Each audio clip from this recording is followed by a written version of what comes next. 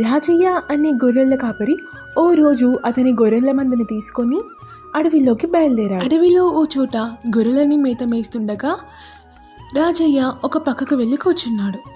అంతలోని ఆ గొర్రెల్లోనే తెలివైన గొర్రెగా పిలువబడి చింటూ అనే ఓ గొర్రె మేత మేస్తూ మేస్తూ గొర్రెల మంద నుండి దూరంగా వచ్చేసింది.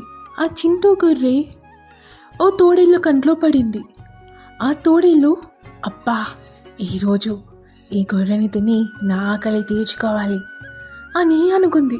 ఆ తోడేలు గొర్రె మీదకి దాడి చేయబోగా చింటూ, ఆకు నక్క మామ, నేనిప్పుడే బాగా గడ్డి మేశాను, నా కడుపు నిండా గడ్డే ఉంది, కాసేపు అయితే అది అరిగిపోతుంది, అప్పుడు నేను తినడానికి చాలా రుచిగా ఉంటాను, ఈ గడ్డితో ఉన్న నన్ను తిన్నావంటే ఆ రుచి అస్సలు బాగోదు అని అంది.